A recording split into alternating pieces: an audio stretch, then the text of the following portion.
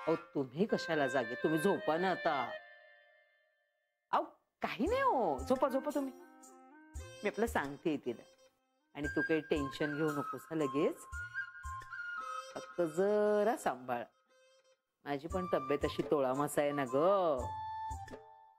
आणि आता वय झालं ग आमचं. अगं झोप. दमली असशील ना खूप.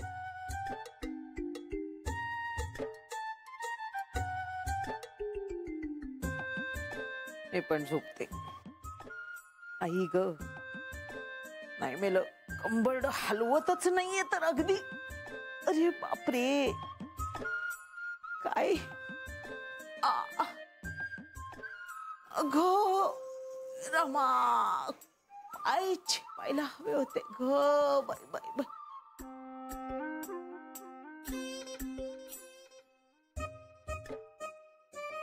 नुसतं पेटके येत ग बाई पायांमध्ये.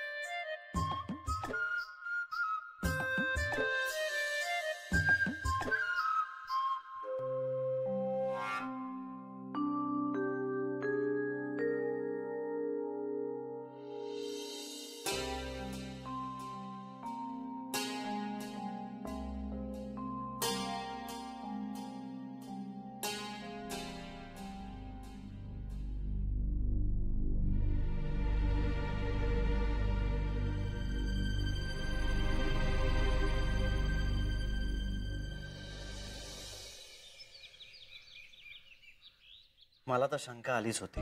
अरे मी म्हंटल ना तुला, मला तर खात्री होती. पण सरुमावशी एका शब्दानं बोलली नाही माझ्याशी. श्री तू मुलगा आहेस रे. मग काय झालं? त्यांना ऑकवर्ड वाटलं असणार तुझ्याशी बोलायला. सोशल नेटवर्किंग साईटवर नाव नोंदवताना ऑकवर्ड नाही वाटलं? इथे मोठं ऑकवर्ड वाटतंय. अरे तसं नाही, पण पप्पूंबद्दल म्हणजे पर्टिक्युलर पप्पूंबद्दल बोलताना ऑकवर्ड वाटलं असणार. मला एक सांग, तिला ते पप्पू खरंच आवडतात का ग? आवडतात असं नाही, पण त्यांना सॉफ्ट कॉर्नर आहे बरं का त्यांच्याबद्दल. पण मग आधी कशाला नाकारलं? श्री तुझं ना हे असं आहे, एकतर हे किंवा ते टोक गाठतोस तू. म्हणजे मध्ये काही असतं हे कळतच नाही तुला. काय आहे अधेमध्ये? अरे माणसं बदलतात, त्यांची मतं बदलतात, दृष्टिकोन बदलतो. आणि हे मला कळत नाही असं तुला वाटतंय का? नाही असं नाही म्हणते मी, पण काही वेळा भावना समजून घेण्याऐवजी तू विचारांचा कीस पाडत बसतोस. बर आता काय भावना आहेत मग तिच्या? मी म्हणाले ना तुला, त्यांना सॉफ्ट कॉर्नर आहे त्यांच्याबद्दल. आणि त्यात त्यांचं लग्नही झालं नाहीये, त्यामुळे कदाचित जुळू शकतं ना. आणि तिला आता अचानक टकला नवरा चालणार आहे का? श्री नाही नाही, ती असं ठामपणे म्हणाली होती टकला नको. अरे पण मग त्यांना असं संपूर्ण टक्कल नाहीये. पण असं अर्धवट आहे टक्कल. तू वाकड्यात का शिरतोयस? अगं मग तोही चांगला होता की. आपण वेबसाईटवर बघितला होता तो. सगळं चांगलं होतं, फक्त टक्कल आहे म्हणून नाकारलं होतं की नाही तिने? नाही एक मिनिट हा श्री, फक्त टक्कल आहे म्हणून नाही, ते डिवोर्सही होते म्हणून नाकारलं होतं त्यांना. धन्य आहेस तू जरा समजून घे ना श्री. तेच तर करण्याचा प्रयत्न. बोला कार्यकर्ते. काय? नाही घरीच आहे मी, बोला ना. हा अरे नाही नाही, बोल बोल. काय संस्थेचं नाव काय रे? Animals matters to me. बरोबर, राईट. अरे गणेश, टेन्शन आहे का काही? हो या, आय कॅन अंडरस्टँड. 30 प्राणी ठेवण्याची कपॅसिटी आहे आणि तुझ्याकडे 60 प्राणी आहेत. I can understand.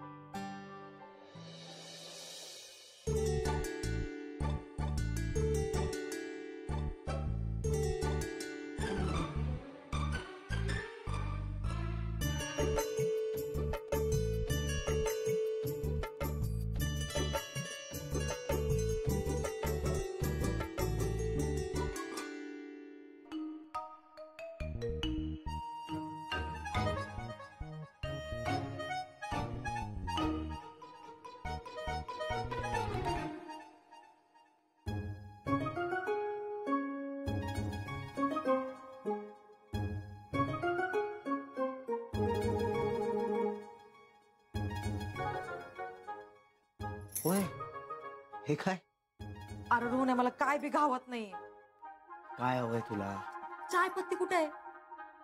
काय बघ, चहापत्ती साखर हे सगळं इथे असतं. तिच्या अगं पण साडी का म्हणून?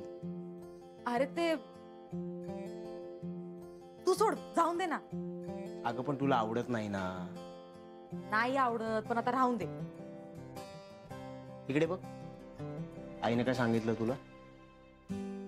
तू दूध कुठे असतं बरं? दूध कुठे असणार? फ्रीज मध्ये असणार. थांब थांब थांब, मी देतो. थांब.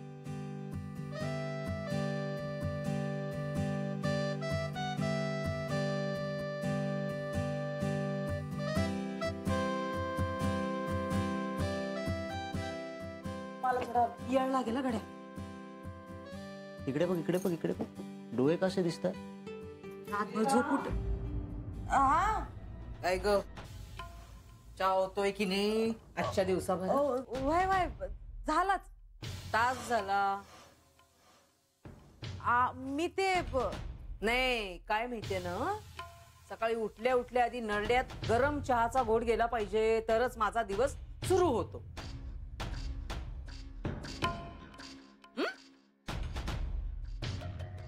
अहो आणतच होते मी बाहेर. रोन्या, तू बी बाहेर जा, मी आणते लगेच. सुनीता, मी मदतीला थांबतो. अरे नको ना, मी आणते ना बाहेर. अगं ए वेडाबाई, एवढं टेन्शन नाही घ्यायचं. अगं मी तुझी सख्खी सासू आहे, सावत्र नाही. चाळीतल्या इतर सासूवांसारखा छळबिळ काही करणार नाहीये मी तुझा. आपल्या मनाला ते पटतच नाही तर. अगं सून झाली तरी ती कोणाची तरी मुलगीच असते, ओके नाही? हो, पण चहा मात्र उठल्या उठल्या हातात देत जा बाई. मग माझं काही म्हणणं नाही. लगेच आणते, झालाच आहे. पण त्या सगळ्यांसाठी केलायस का? वय वय, समजांसाठी. चहा बरोबर बिस्किट पण दे मला. हा, आणते लगेच. नुसता चहा माझ्या घशाखाली अजिबात जात नाही, ते पण होय. लक्षात ठेव तू बाई. बरं नीता, ऐक. आईला साखर जास्त लागते. अरे घातले की 2 चमचे. नाही, आईच्या कपात 3 चमचे घाल. 3? हो हो हो. हा. तू करशील ना नीट? होय. मी आवरून घेऊ. हा. बरं ऐक, हा. ऑफिस साठी एकत्र निघूया. अरे नको नको, मला घरी जाऊन यायचंय. घरी कशाला? आता ही कालची साडी बदलायची तर. काय म्हणजे? ते बिस्किट कुठे असतात? इथे पडतात. हा, आलेच मी.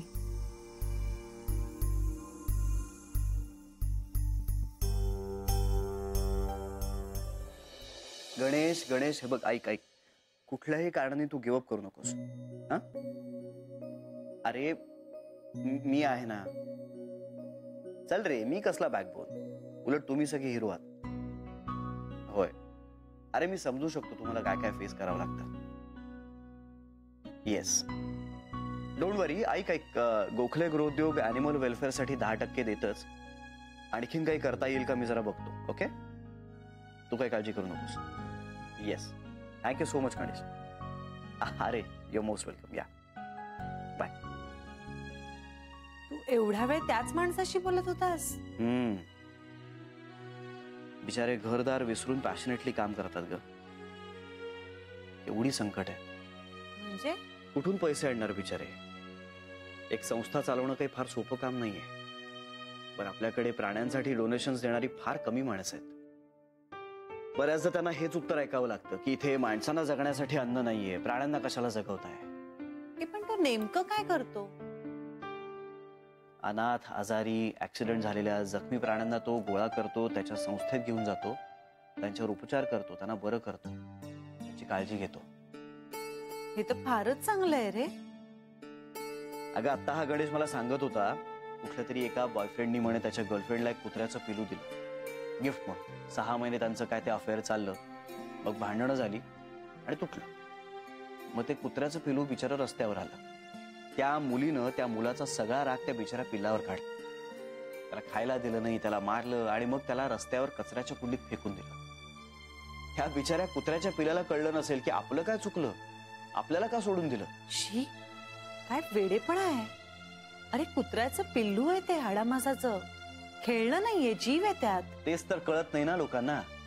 हे असे प्राणी विकत घेतात, एकमेकांना गिफ्ट करतात आणि मग काही बिनसलं, भांडणं झाली, तो आजारी पडला की मग त्याला रस्त्यावर टाकून देतात. गणेश या अशा प्राण्यांना एकत्र करतो आणि त्याच्या सेंटरला घेऊन जाऊन त्यांच्यावर उपचार करतो, त्यांना बरं करतो, त्यांची काळजी घेतो आणि त्याला कोणी दत्तक घेतंय का याचे प्रयत्न करतो.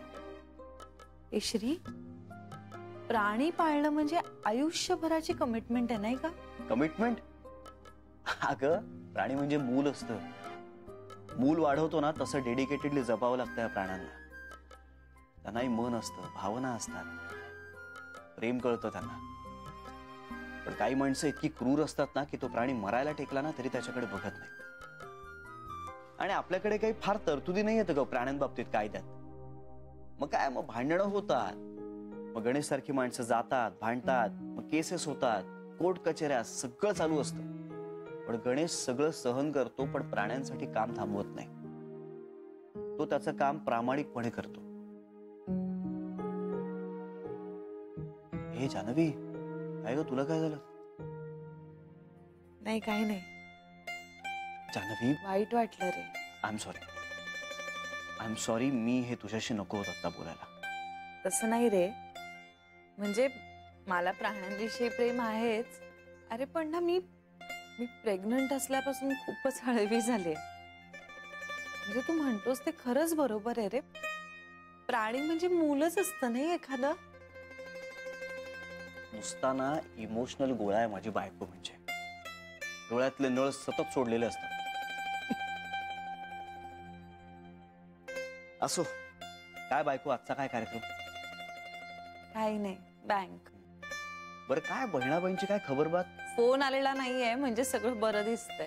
ए जानवी, पण तू जरा तिथे जात राहा अधूनमधून. हो रे, मलाही तसंच वाटतंय. म्हणजे लक्ष असू दे जरा.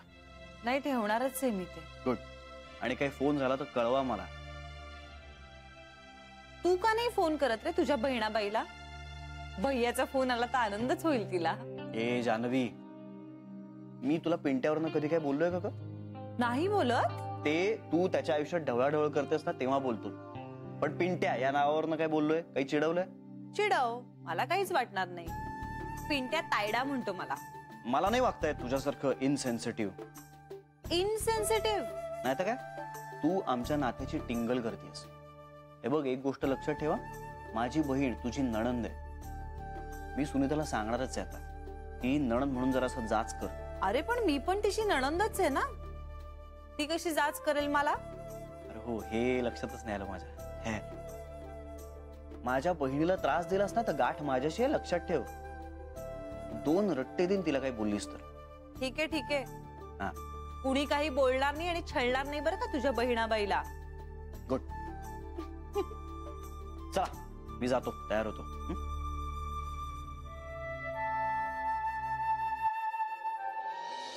गोदावरी तेथील तुम्ही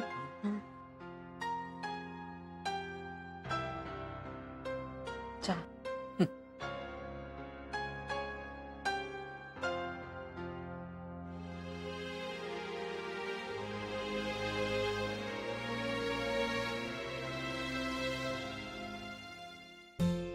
वा सुनीता, मस्त झाला हा चहा.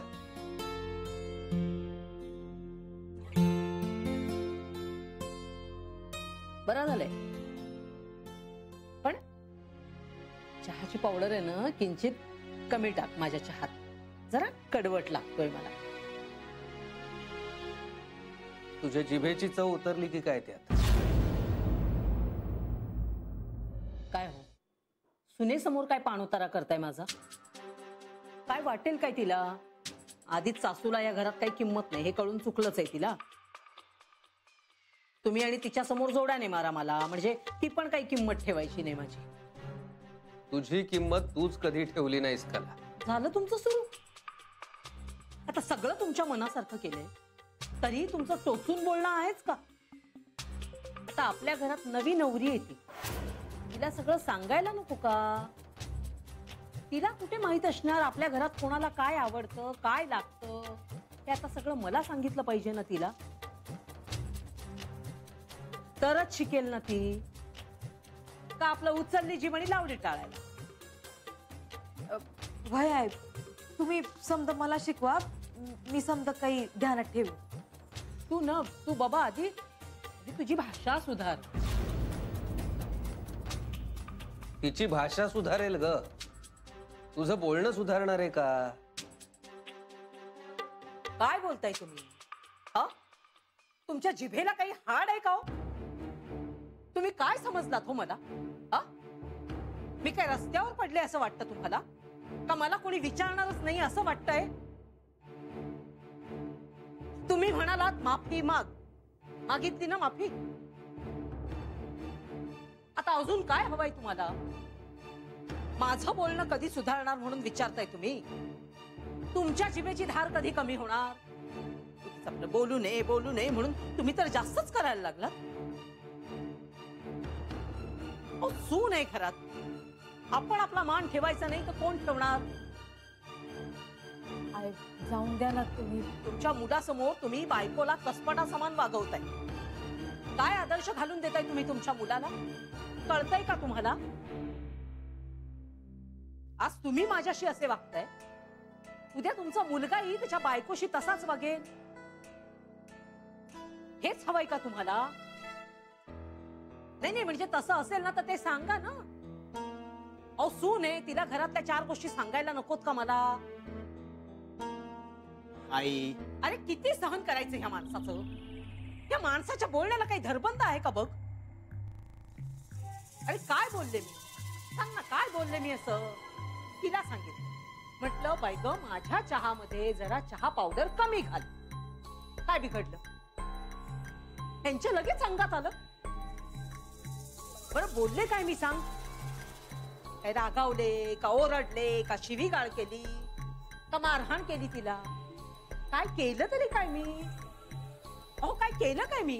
सांगा ना, काय केलं मी? आणि सुनेला काही सांगायचं पण नाही का? नुसतं आपलं तोंड बंद करून गप्प बसून राहायचं? आणि या घरातल्या रीतीभाती कोण सांगणार मग तिला? तुम्ही? बस आपलं तोंड सोडायचं म्हणजे काय? आई पुरे आता. अरे अति झालं आणि हसू आलं असं चाललंय ह्यांचं. काही मर्यादा आहेत का नाही? का समोरचा आपला नरमाईने वागतोय म्हणून कोपराने खणाल तुम्ही? आई आई प्लीज शांत हो आता, प्लीज. अहो माझं चुकलं. तुम्ही मला सांगा ना काय असेल ते. मी समज करेन. बघ बाई, नाही तर हे दोघे बोक्यासारखे वस्कन अंगावर यायचे. बरं काही बोलू नको असं म्हणत असाल तर नाक कान डोळे सगळं बंद करून हरी हरी करत बसून राहीन मी. या आयुष्यात आता काही राहिलेलं नाहीच आहे बघायचं. जे काय ते सगळं बघून झालेलं आहे. मी दुसरा चहा करून आणते तुमच्यासाठी, द्या बघू. हो बाई, नको राहू दे. अहो द्या ना तो चहा. राहू दे.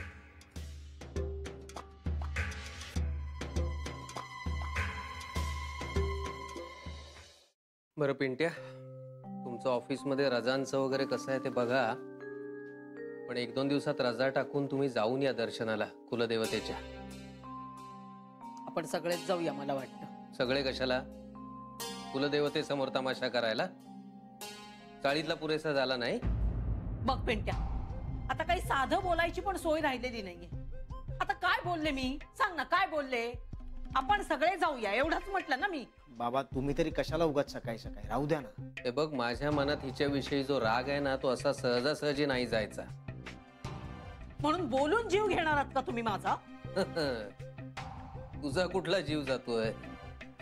तू माझा घेशील आणि नंतर जाशील. बघितलंच पेंट्या? बाबा अहो काय चाललंय तुमचं? अरे मला बोलतायत ते, ह्यांच्या तोंडाला काही लगाम आहे का बघ? किती बोलतायत मला ते आपले सारखे टोचून टोचून. शोभतं का ह्यांना हे असं बोलणं सून घरात असताना? हो, शोभत नाहीच म्हणा. तुझ्या समोर तिची बाजू घेणं म्हणजे माकडाच्या हाती कोलीत देण्यासारखं आहे. बाबा बास झाला, नका काही बोलू प्लीज. आई बास. मी आवरून घेतो.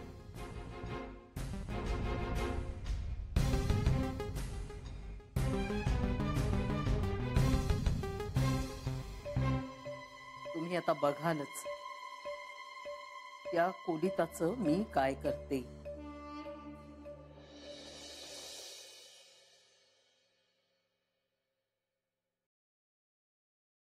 जान्हवी, हे जान्हवी, काय झालं सरू मावशी? अगं मेसेज आलाय. कुणाचा? कुणाचं काय? त्यांचा. पप्पू, काय मेसेज आलाय? Good morning. मग तुम्ही मी रिप्लाय पाठवू? मग काय पाठवू? काल जय अत्यानंद महाराज असा पाठवला होता. नाही नको. म्हणजे आज जरा वेगळा पाठवा. वेगळा पाठवू का? अत्यानंद महाराज प्रसन्न असं पाठवू?